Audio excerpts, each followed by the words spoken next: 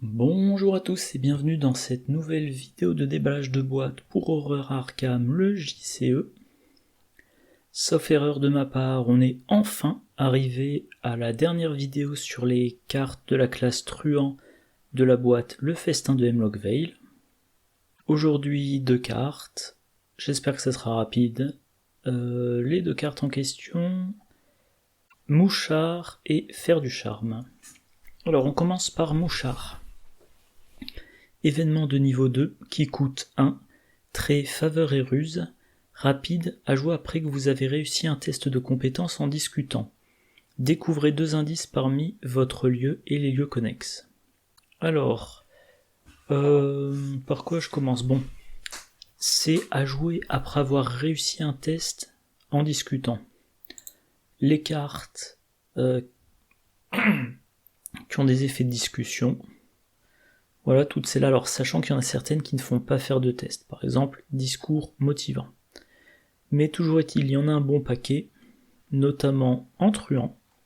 Ça fait découvrir des indices. Donc moi, avec ma façon de jouer, à mettre déjà en duo, et avec un deck spécialiste en ennemi, un deck spécialiste en indices, là j'ai une carte qui donne des indices, donc a priori, ça sera dans un deck qui fait des discussions pour trouver des indices.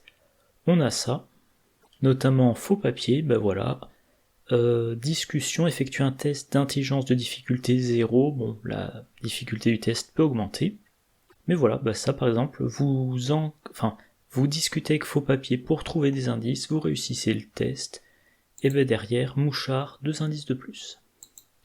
On a Vamp, dont je parlais il y a 2 vidéos, je dirais. Discussion.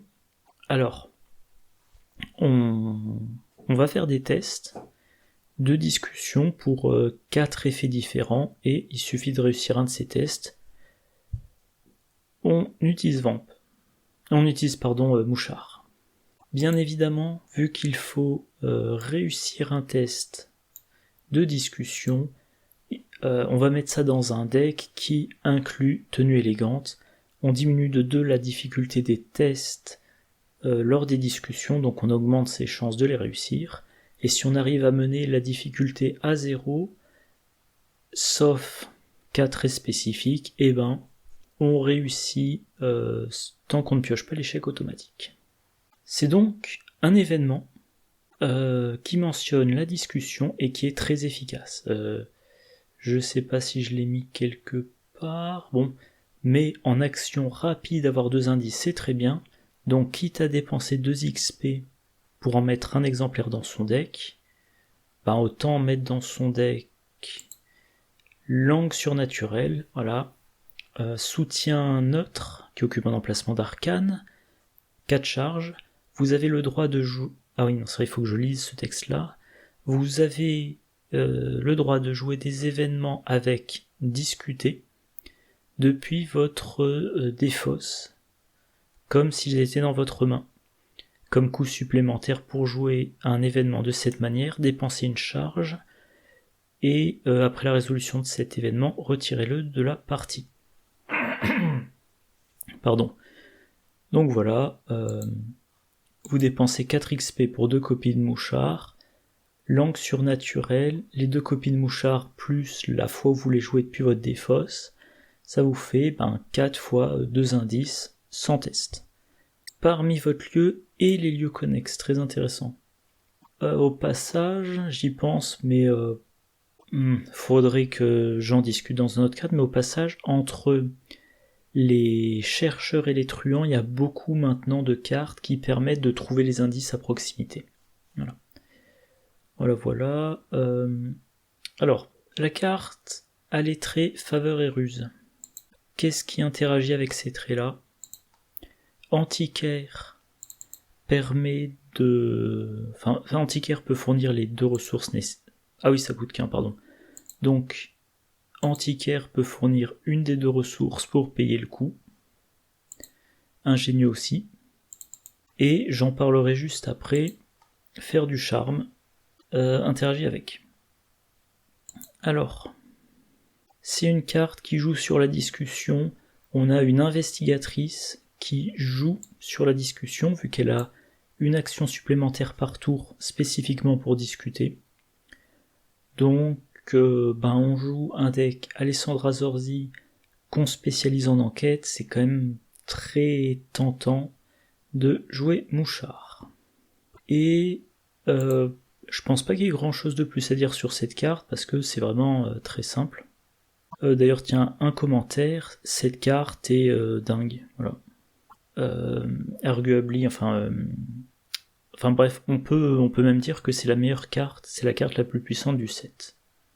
Effectivement, c'est quand même très efficace, c'est très simple, il suffit de réussir une discussion, peu importe à quoi a servi cette discussion, pour une ressource et pas d'action, 2 indices qu'on choisit comme on veut dans les lieux aux alentours. Et j'y pense, ça permet, comme c'est pas une enquête, ça peut permettre aussi de contourner des effets de jeu type brouillard couvrant, voilà.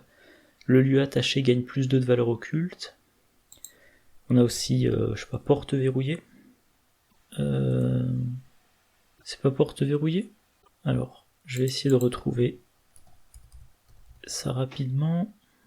Ah, c'est soit moi, soit le traducteur qui a fait une faute d'orthographe. Bon bref, voilà. Vous ne pouvez pas enquêter dans le lieu attaché. Et Mouchard, ça contourne même ça, vu que ce n'est pas une enquête. Bon. Donc très très très efficace.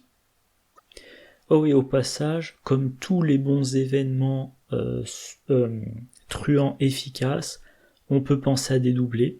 On est dans la même fenêtre, donc vous réussissez une discussion, vous réussissez un test de compétence lors d'une discussion, vous jouez Mouchard, vous prenez 2 indices, vous activez dédoubler, vous pouvez réactiver Mouchard par rapport à la même discussion.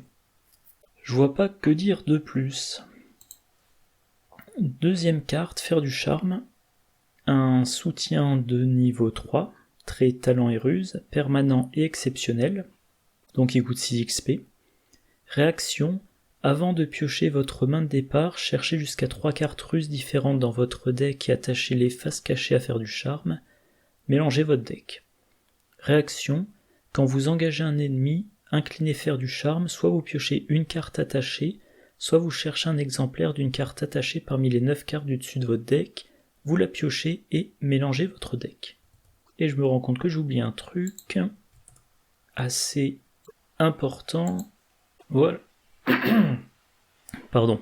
Voilà, les gardiens ont sans tenir au plan. Pareil, un soutien permanent exceptionnel de niveau 3 qui permet d'attacher des événements tactiques et ou ravitaillement. Alors, il y en a plein d'événements tactiques et ou ravitaillement.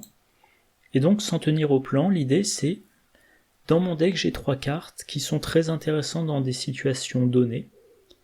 Je veux avoir la certitude de les utiliser quand j'en ai besoin. Et pour s'en tenir au plan, le coût pour les utiliser, c'est tout simplement d'incliner sans tenir au plan. Donc on peut pas jouer les 3 pendant le même tour, mais quand on le souhaite, au cours de la partie. Voilà. Et donc on a des événements qui vont permettre soit de combattre, soit de se mettre en place. Là on a la même chose, on prend des cartes ruses, on les met attachées à faire du charme, et alors c'est pas dès qu'on en aura besoin, il faudra quand même, il y a une condition, il faut devenir engagé avec un ennemi. Et là, on a 2 possibilités. Soit on récupère la carte qui est dessous, on est engagé avec un ennemi, on dit j'ai absolument besoin de la carte russe qui est attachée à faire du charme, soit on va chercher un autre exemplaire. Alors, moi tel que je lis la formulation, on ne choisit pas, on ne dit pas je choisis la ruse numéro 1, 2 ou 3 qui est attachée et je vais en chercher un autre exemplaire, on dit simplement je vais en chercher un autre. Et si dans les 9 cartes il n'y a que la ruse 1, c'est celle-là que vous devez prendre. S'il y a les ruses 1, 2, 3, vous choisissez celle que vous voulez. Alors, Et donc on a le choix, soit on récupère un exemplaire, soit aller chercher l'autre. Bien évidemment, si on a déjà pioché tous les autres exemplaires, alors on peut ne pas activer la réaction, mais si on active la réaction, on n'a pas le choix, on détache une carte qui était attachée à faire du charme. Si on n'a pas encore pioché les autres exemplaires et qu'on a un deck très fin, idéalement 9 cartes ou moins, c'est mieux d'aller chercher l'autre exemplaire, ça permet aussi d'amincir la pioche. Et l'avantage, si on laisse les 3 cartes attachées pendant qu'on parcourt son deck, après avoir remélangé la défausse pour reformer un deck, si il y a toujours des cartes attachées à faire du charme, on peut réactiver l'effet je cherche une autre copie. Par contre, une fois qu'il n'y a plus aucune carte attachée à faire du charme, la carte ne sert plus. Voilà. Voilà. Et donc, concrètement, les cartes qui ont le trait ruse, il y en a pas mal. Une majorité en truand. Et visiblement, il n'y a rien en mystique pur. Alors, il y a du biclassé mystique, mais rien en mystique pur. Ah oui, les cartes qui interagissent avec le trait ruse. On a notamment Chuck Fergus. Voilà, réaction quand vous jouez un événement tactique ou ruse, inclinez Chuck Fergus, alors là c'est la version niveau 5. Choisissez 2 options, cet événement gagne rapide, cet événement coûte 2 ressources de moins pour être joué, et ou vous gagnez plus 2 à votre valeur de compétence tant que vous effectuez un test de compétence lors de la résolution de cet événement. Donc il vous rend ces événements moins coûteux en action ou en ressources, ou alors il vous aide à réussir les tests. Et avec Chuck Fergus, on peut mentionner voilà, ces 3 événements-là. Ils ont tous les 3 le trait ruse. Et alors déjà 3 événements, c'est la capacité max de faire du charme. Donc vous pourriez envisager d'attacher une copie de chacun des 3 et mettre l'autre copie de chacun des 3 dans votre les laisser dans votre pioche. Et chacun vous permet d'ajouter une autre compétence à la compétence du test, voilà, combattre à force plus agilité, enquêter à intelligence plus agilité, ou échapper à agilité plus intelligence. Si on réussit un peu, donc différence de 1 ou plus, 1 ou plus et 1 ou plus, il y a un effet bonus au test, échappe automatiquement en plus du combat réussi, échappe automatiquement en plus de l'enquête réussie, et l'ennemi ne se redresse pas lors de la prochaine phase d'entretien. Et si on réussit plus largement, en l'occurrence de 3, à la fin du tour, on récupère la carte. Donc là, vous venez engager avec un ennemi, et vous allez dire je vais chercher une autre copie dans ma pioche. Vous espérez par exemple tomber sur à la limite là, peu importe. Vous cherchez, vous voyez ce que vous trouvez, mettons ces coups bas, vous le jouez. Avec Chuck Fergus, ça peut être par exemple gratuit en ressources et plus de la valeur de compétence. Et donc ça serait du combat à force plus agilité plus 2. Si vous réussissez de 1 ou plus, évasion automatiquement, en plus du dégât infligé par le combat. Si vous réussissez de 3 ou plus, à la fin du tour, la carte vous revient en main. Si vous ne réussissez pas de 3 ou plus, la prochaine fois que vous deviendrez engagé avec un ennemi, vous aurez la possibilité de récupérer l'exemplaire de coup bas qui est attaché à faire du charme. Et voilà, raisonnement similaire pour les 2 autres. Fine. Oui, voilà. Cette stratégie avec les événements qui ajoutent 2 valeurs de compétence, c'est très bien avec Finn, qui est 4-3-4, donc en cumulant les deux, il a une valeur de compétence de 7 ou de 8. Ou Triche, qui aura une valeur de compétence de 6 pour le combat, ou 8 pour l'enquête ou pour l'évasion. Alors à noter que tous les deux ont un accès à certaines cartes chercheurs, et notamment à Révélation Stupéfiante. Pourquoi je mentionne cette carte ? faire du charme, au cours de la partie, à un certain nombre de reprises, vous allez chercher parmi les 9 cartes du dessus du deck. Et chaque fois que parmi les 9 cartes il y aura révélation stupéfiante, paf, 2 ressources. 2 ressources qui pourront vous permettre justement de payer ces cartes-là qui coûtent 2 ressources. Autre carte assez intéressante à attacher à faire du charme, c'est cible facile. Événement de niveau 1 qui coûte 0, trait ruse, myriade, gagner 2 ressources et piocher une carte. Réaction, après avoir joué cible facile, jouez gratuitement un autre exemplaire de cible facile de votre main. Donc là l'idée, c'est début de partie, vous avez une copie de cible facile attachée à faire du charme, les 2 autres copies dans votre pioche. Donc déjà comme il y en a 2 copies dans votre pioche, plus grande probabilité de trouver en cherchant. Première fois que vous venez engager avec un ennemi, vous choisissez de chercher parmi les 9 cartes du dessus de votre deck à la recherche de cibles faciles. Vous faites ça jusqu'à avoir les 2 copies de cibles faciles dans votre main. Et une fois que c'est fait, prochaine fois que vous devenez engager avec un ennemi, vous récupérez la cible facile attachée à faire du charme. Et dès que vous avez une action disponible, vous jouez la première copie, puis en réaction la deuxième, puis en réaction la troisième, et en une action, 6 ressources et 3 cartes piochées.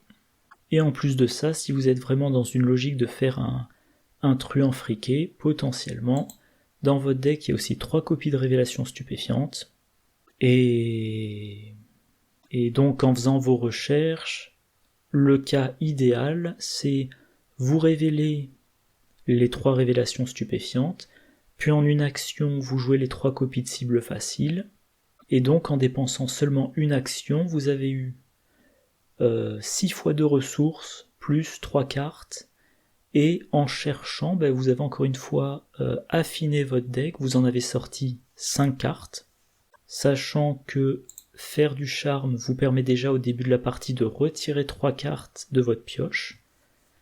Si vous avez un deck de 33 cartes, il y a 3 cartes attachées à faire du charme, 5 dans votre main, 25 dans votre pioche. Entre révélation stupéfiante et les autres copies de cible facile, ça fait 5 cartes. Et vous avez un deck qui tourne rapidement. Et ça peut donner, alors je vais pas entrer dans les détails, vous pouvez mettre en pause. Voilà, deck Trish Scarborough. Faire du charme, je le trouve plus, parce qu'il y est pas. Là j'avais pas mis cible facile, mais par contre j'avais mis se faufiler, forcer l'entrée, et partir en éclaireur. C'est aussi une carte extrêmement intéressante pour Alessandra Zorzi.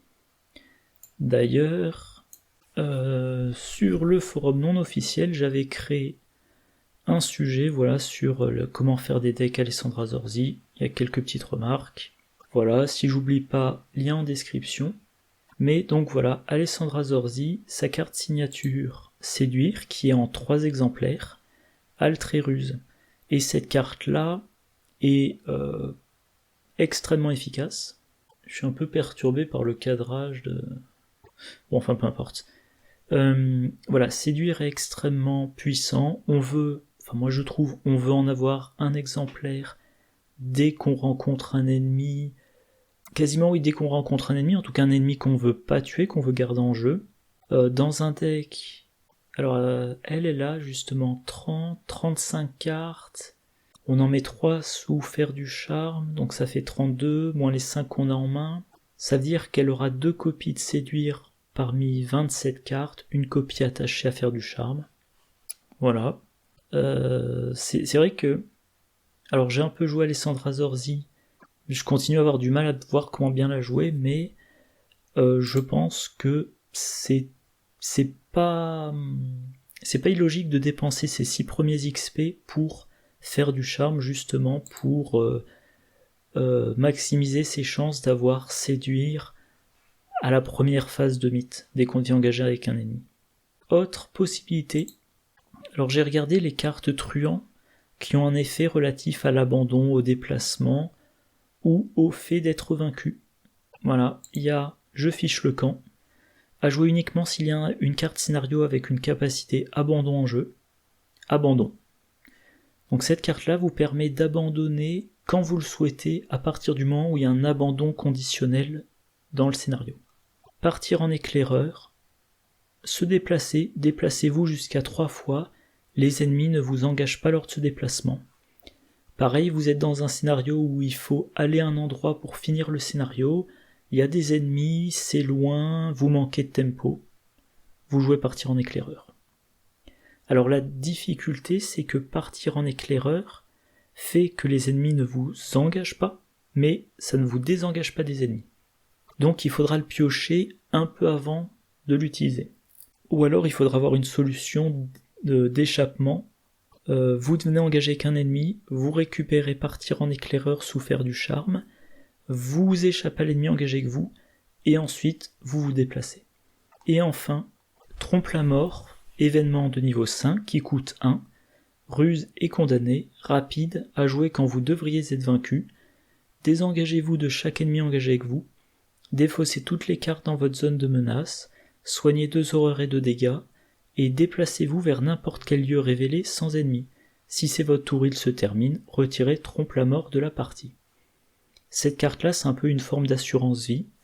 Vous jouez votre scénario, et si quelque chose devrait vous vaincre, eh ben non.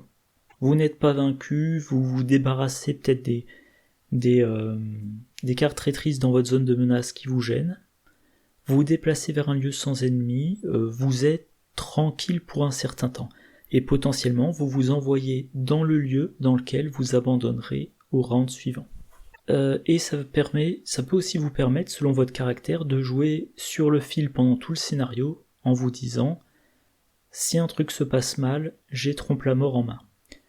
Alors, sauf que bien évidemment, il faudra l'avoir en main. Donc il faudra... si vous tenez engagé avec un ennemi et que vous êtes persuadé que cet ennemi va vous vaincre, par sa prochaine attaque, éventuellement vous déclenchez l'attaque d'opportunité pour jouer trompe la mort, pour vous désengager et vous éloigner.